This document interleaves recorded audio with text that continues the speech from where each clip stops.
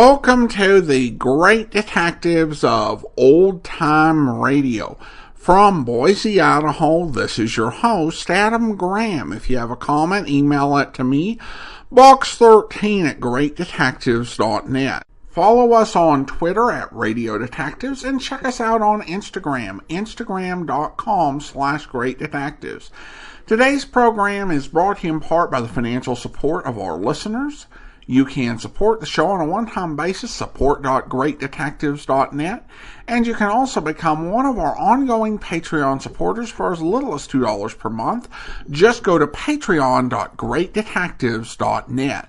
Well, now it is time for this week's episode of Casey Crime Photographer. The original air date, November 17th, 1949, and the title is The Upholsterer.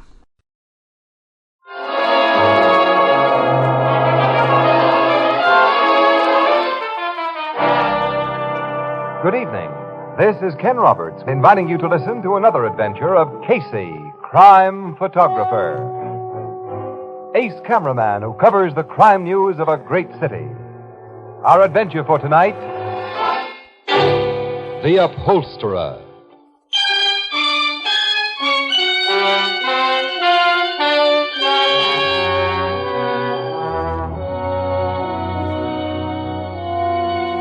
Night. A gloomy street of small, grimy-looking shops, all of which are now closed and dark. In front of one of them... Goldblatt! Goldblatt! This is Perucci. Is everything all right with you?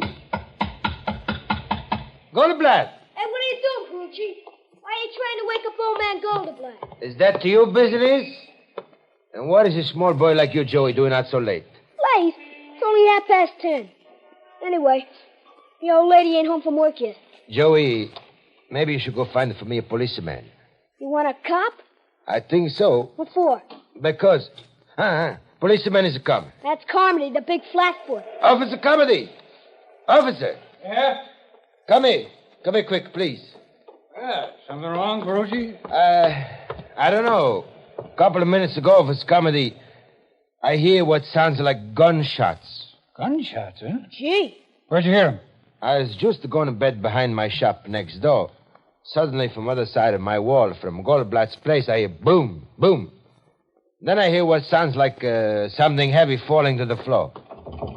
Door's locked tight. I call him. He don't answer. Hey, maybe the old guy shot himself, Carmody. Or maybe he's been murdered.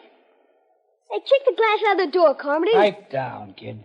Perucci, isn't there a window at the rear of Goldblatt's store in the room where he sleeps? See, but he's got iron bars on it, so nobody can get in. You'll have to kick the glass out, Carmody. I hate to disappoint your destruction-loving little soul, kid, but I'm not going to do any expensive glass smashing. Then how are you going to get in? Well, there's a transom above the door here, just big enough for a runt like you to climb through. Me? Goldblatt keeps that transom nailed shut. He told me. Now, we'll see. I'll boost you up, kid, and you try it. Okay. Give me the lift. All right. Here you go.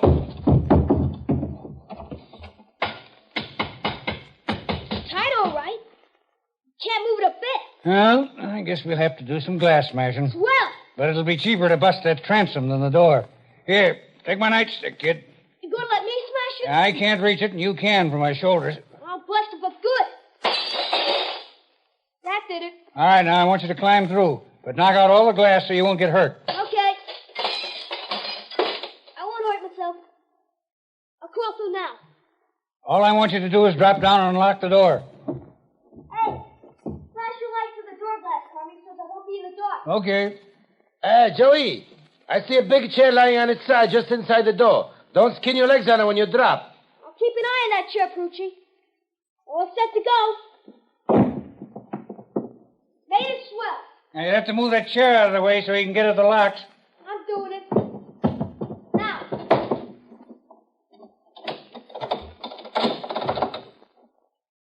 Turn the locks. The door don't open. Hey, wait. There's tree locks in the store. They only turn two. Okay, now. Okay, nothing. The door still don't open. Don't? You must have returned one of the two locks you'd already unlatched instead of getting the third one you missed. I'll get them all this time. Let go of the knob, Carmody. Let me open the door when I can. Okay, but hurry. This guy Goldblatt would have to have his door triple locked. Goldblatt is always afraid he's going to be robbed. I got it, Carmody. The door's open. Well, it's about time. Now I'll have a look behind that partition. Me too. Goldblatt's workroom is back at that door. At least this partition door wasn't locked. Here's a light switch. Now we'll see. Well, I don't see anything look wrong. Neither do I, and I didn't expect to. You imagined those gunshots, Ferrucci. Hey, look here behind this busted sofa. What? Holy. It's a Goldblatt. Officer Carmody. Is he dead? Guy has 2 bullet holes to his chest. He's dead, all right. He's been murdered. Just like the guys in the movies. Ferrucci, close that front door. The killer's still in this shop. He's not leaving. Lock that door. See, I lock him. Maybe the killer shook to me. No, he won't. I'm keeping my eyes open, my gun ready. Not many places here to hide. Yeah? Nobody under this bed, Carmody. No, nobody in this closet either. Now, you duck under that bed and stay there, punk, if there's any shooting. I ain't afraid. Do as I tell you. Nobody back of this pile of furniture. Nobody hiding anywhere. The killer ain't here. I lock at the front door again. Okay, Perucci. Well, let me have a look at this rear window. Yeah, closed and locked from inside, and there's heavy bars on it, just like you said. Nobody could get through by that door in the front. Well, there's no other way into this place or out of it. And since nobody but us are here now, it's plain that poor old Goldblatt committed suicide. There's no gap beside him, Carmody. Oh, a gun probably fell into the sofa, kid. Here, I'll push it out of the way. No gun there, Copper. I see no gun anyplace. Neither do I. Must be under the body. I'll lift it up a little. Still no gap. No gap. Like I said in the first place, this job is murder. Yes, but if the killer got out that front door and locked it behind him before we busted in here, how could he have wedged that big chair back of the door after he was outside? And nobody could get out of that locked window in the back. Hey, this is a mystery, ain't it? Yes, and too deep a one for me. Thank the Lord I'm just a plain uniform cop. I'm using this phone to call the station house. Let them turn the detectives loose on this one.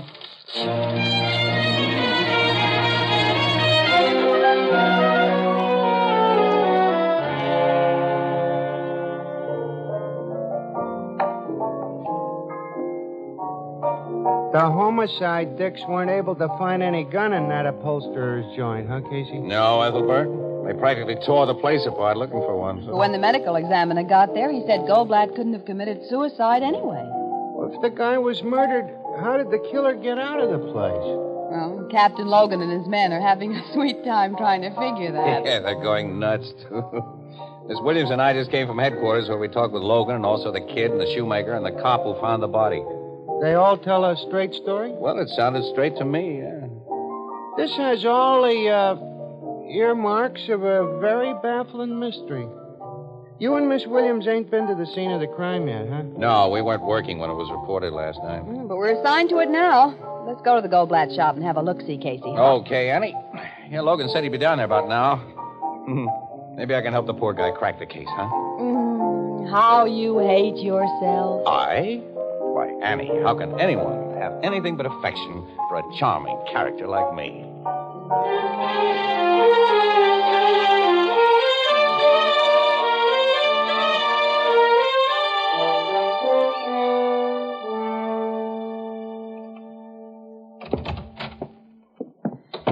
Hello, Captain. Hi, Logan. Oh, so you two are here. Mm-hmm.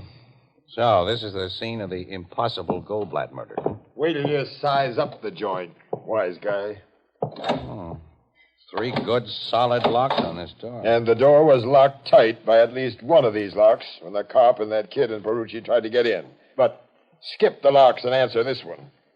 After the killer shot the old man and was making his getaway, how did he manage to leave a chair lying against the door inside? Which is the chair? Here, this big old high back. Someone had left it here for Goldblatt to recover. Well, the kid and the cop and Ferrucci all agree this chair lay inside against the door, which opens inward. Yeah, on its side. I think it was about in this position. Now, it had to be placed this way by somebody inside. It couldn't have been so placed by anybody outside. Well, it may have fallen in that position after the door was closed. Miss Williams, a big solid chair like this doesn't just fall. It has to be wrestled around. Besides, the neighbors say Goldblatt always put a heavy piece of furniture against this door when he closed up for the night. The old guy had a constant fear of being robbed. Well, he was shot through the heart twice. Goldblatt couldn't have put the chair there after the killer left. I know. Dix from the precinct station got here before your guys did last night. I suppose they moved a lot of stuff in the joint. Yeah, to make sure the killer wasn't hiding here. About the only thing they didn't shove around was this sewing machine because it was bolted to the floor. Let me see where they found the body, Lloyd. Come on. It was here in his workroom, behind that old sofa. Have you learned a possible motive for the murder, Captain Logan? No, Goldblatt had no enemies that anyone knows about. But he was so afraid of being robbed, a lot of people in this neighborhood figured he had a lot of dough stuck away here, so someone may have come here last night to get that dough, only they didn't get it, and apparently never even looked for it. Yeah, we were told the precinct Dix found over $100 in Goldblatt's pocket and about $4,000 hidden in his mattress. Those are the first places a thief would look for money. Sure. Casey, see if you can figure it out. Huh? Me? Oh, I'm just a newspaper mug, pal. You're the big chief of the homicide department. Well, I'll soon be back at pavement pounding if I get many more cases like this. And that Casimir killing. Haven't gotten anywhere with that either? No, but I got a chance there. Whoever bumped off Charles Casimir for the $80,000 got some very hot money. That $80,000 was in $100 bills Casimir had just gotten to the bank, and the bank had made a list of the serial numbers, which we've circulated all over the country. Now, when the murderer starts to pass that dough... well, wait a minute, though. He'll lay low for quite a while before he does that. He's even smart. And he'll try to pass him eventually, and we'll get him. I wish I had a string like that on Goldblatt's killer. Say, Casey, you're a lucky guy, and sometimes you get hunches that don't turn out too badly.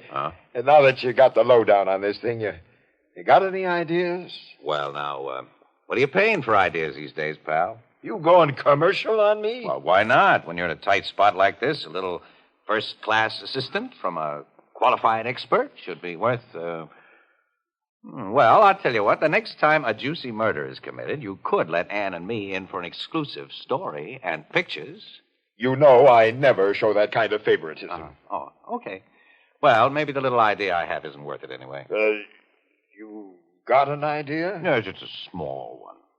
It's really not worthy of my genius. Nuts to you. Get out of here and let me think. Come on, Annie. See you later, pal. I'm afraid so. Hey, Logan, all the furniture in this workroom is stuff that Goldblatt had here for repairs. Naturally, repairing and upholstering furniture was the guy's business. Guess this is a chair he was getting ready to recover. What else? The old cover's been taken off. Taken off neatly, too. Lying here on the floor. Cut carefully around the seams. It wasn't hacked. So what?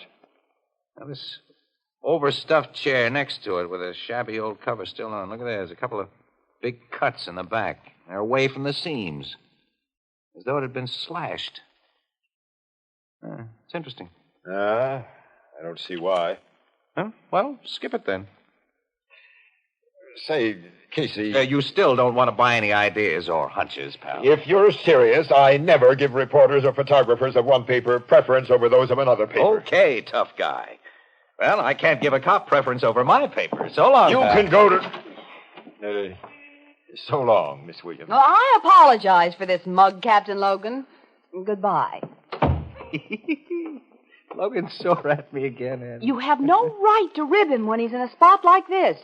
And I know you haven't even the germ of an idea that might break this case. Annie, I not only have an idea now, but I've got a hunch. Casey. Wait a minute. Let me write down something quick before I forget it. There we are. Okay. Come on, now, let's get in the car. We're going places.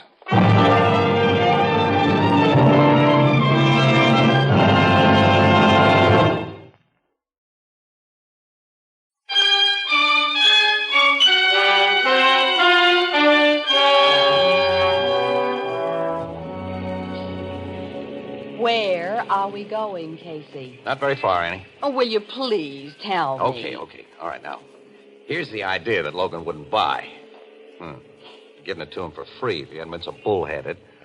As it is, we'll prove it ourselves before he gets it. Well, what is the idea? Well, Goldblatt's neighbor, Perucci. He says that after he heard shots last night, he heard something heavy fall in Goldblatt's shop. Mm-hmm. And everybody, including myself, figured he heard Goldblatt fall. And apparently that's what Logan still figures. But, Annie, Goldblatt's body was found a good 20 feet away from Perucci's wall and directly behind a big overstuffed sofa. Now, Perucci didn't hear a body drop. He heard the crash of that heavy chair that fell behind that door as the killer ran out of the door and slammed it behind him. Well, Logan said that the chair couldn't have fallen. And I think he's right. It couldn't have fallen if it were resting solidly on its four legs, but suppose it was piled on top of another chair upside down.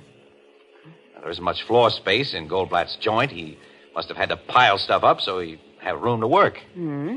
And if that chair was piled on top of another, it might have toppled easily.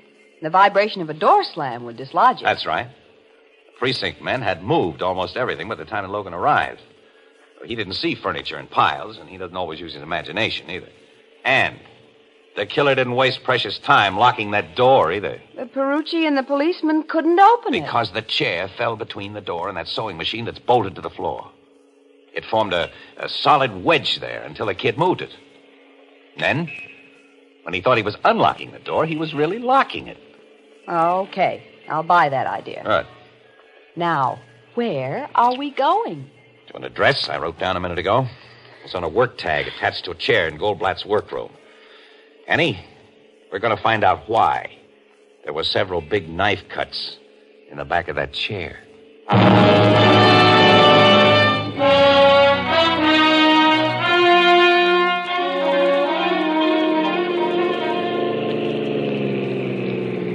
Yeah, there's the address, Annie. It's across the street there. Furnished room to let sign in the window. Yeah, rooming house. Mm-hmm. And it'll be the landlady who sent that chair to Goldblatt for recovery. Now, what's the full extent of your hunch about that chair, Casey? It tells me to get acquainted with the Mrs. Potter whose name was on it.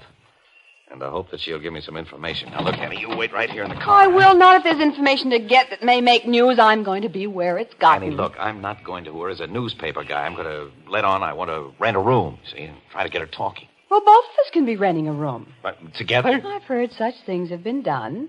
We'll pose as husband and wife. Oh, well, that's something that hasn't been done yet. By us. Well, it's being done now. Huh? For very impersonal reasons. Come on.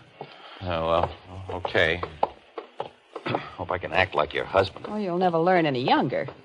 Maybe you'll never learn, period. What? Nothing. You must have some sort of a plan, so you do the talking and I'll just stand by. Yeah, that'll be best. Okay, here goes the doorbell. You better begin to look wifely, huh? Don't worry about me. Hey, someone's coming. Now, remember, let me do the talking. Yeah, okay.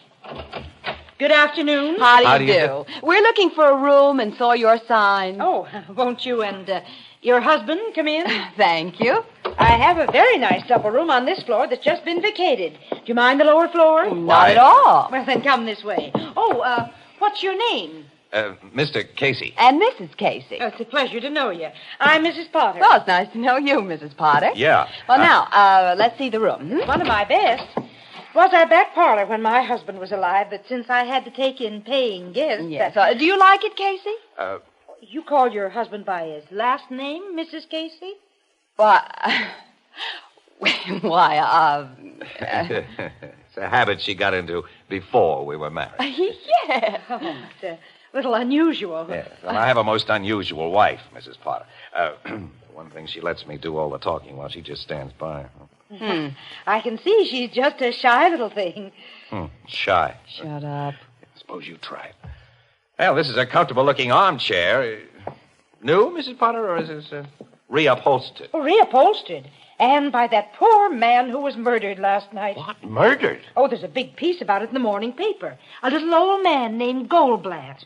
Why, we heard about that, Annie. Yes, we did hear about it, Casey, darling. Huh? Oh, they say it's quite a mystery, but it's given me a personal worry. I let him take one of my chairs to his shop only yesterday morning. Yesterday morning? Yes, and now with policemen all over his place, heaven only knows when I'll be able to get it back, and in what condition. Well, the cops take pretty good care of things like... I believe they do. I hope you made note of the condition the chair was in when Goldblatt took it to his shop yesterday morning. Well, I mean, were there any tears or cuts in it. Oh, no. It was just terribly shabby and needed new covering. But my. Sending that chair out taught me something I'd never suspected. Oh, what was that, Mrs. Potter? Well, it's been in the room of one of my oldest lodgers, a gentleman who lived upstairs in the second floor front, for over 5 years, and I've always considered him one of the mildest men alive.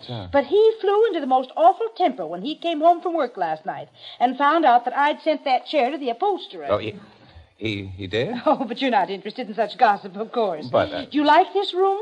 I usually get $20 a week for it, but, by the month I might make it a little cheaper.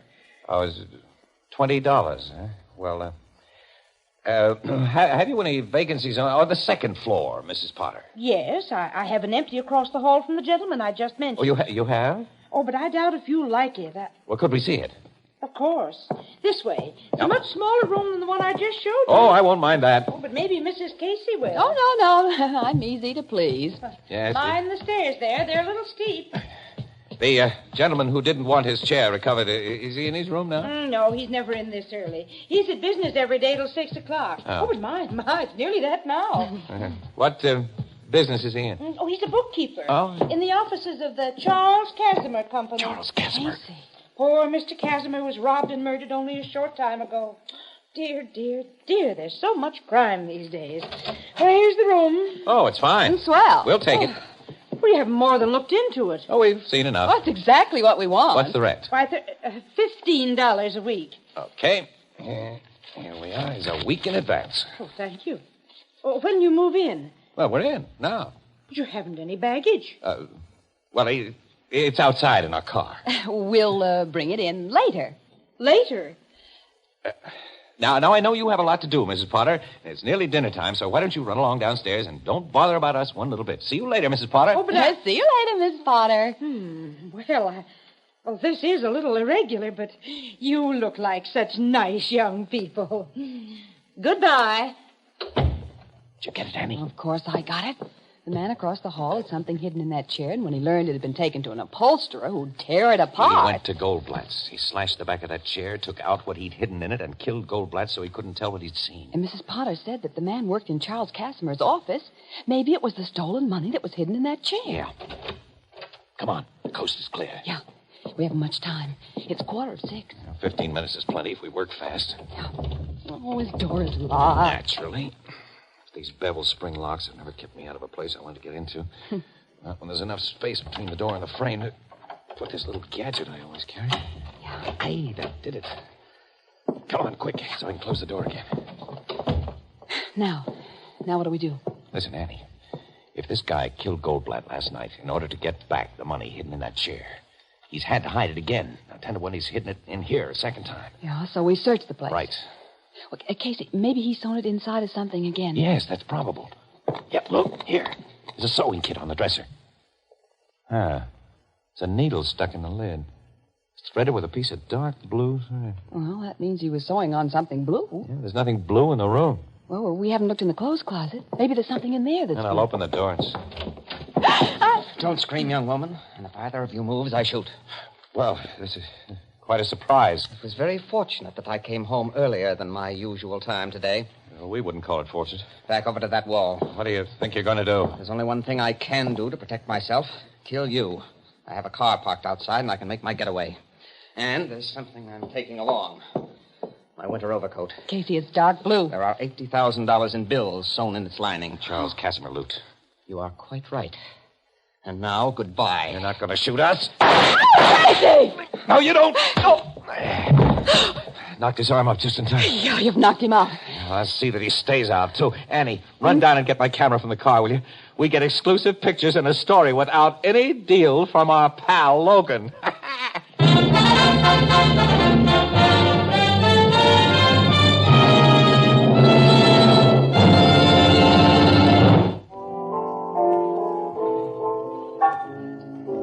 So this guy was the killer of Charles Casimir as well as the murderer of that poor little Goldblatt fella, huh, Casey? That's right, Ethelburn. The Casimir job was his first crime. See, he worked in Casimir's office, and he learned about the $80,000 withdrawal that his boss was making. And he got a greedy impulse. And he never had a chance to spend a nickel of the dough he did 2 murders for. Like I always say, to coin a phrase, crime does not pay. That's right. Well, it pays Captain Logan. He's been congratulated by the commissioner for solving the Goldblatt and Casimir jobs, and told that he's now right in line for an inspectorship. How did Captain Logan get the credit? Oh, hey, he deserved it. Yeah, that guy's a swell cop. Just because a pair of newspaper stiffs like Miss Williams and I run into a little luck.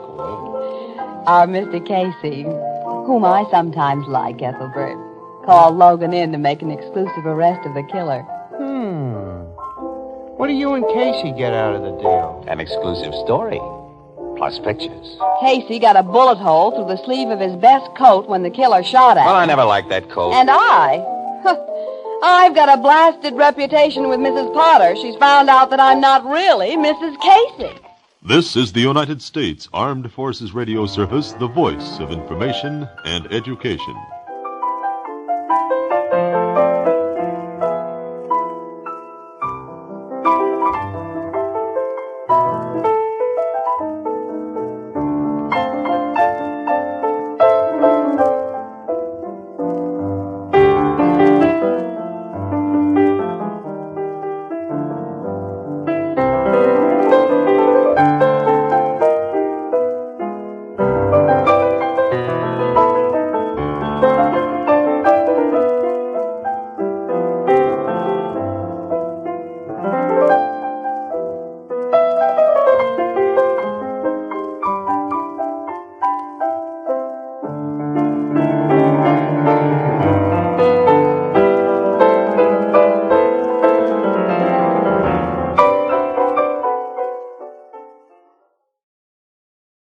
Welcome back. Well, that entire first scene, when the police officer had Joey gain entry to the shop, I mean, that was a interesting scene where he's like, yeah, go ahead and break the transom glass and dive through, but be sure to get the glass out. I think that an actual 1949 police officer would look at our man on the beat like, what were you even doing? Conscripting a kid for that sort of duty. Today, I think the police officer would be in a lot more trouble for the ridiculous liability issues involved. I mean, if the upholsterer had actually awoken during this whole thing, that would not have been good.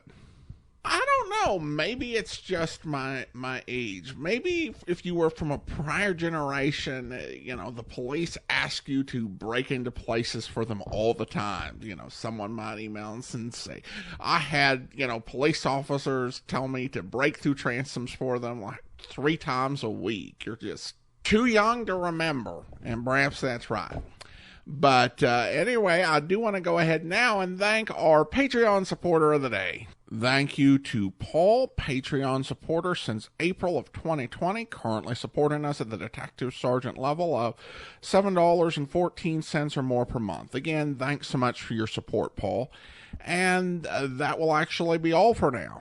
If you are enjoying this podcast on YouTube, be sure to like the video, subscribe to the channel, and mark the notification bell. We'll have another episode of Casey Crime Photographer next week. Join us tomorrow as we take a listen to another episode of Mr. Chameleon, where... He was shot sometime during the early morning, Mr. Chameleon. Coroner places it between 1 and 2.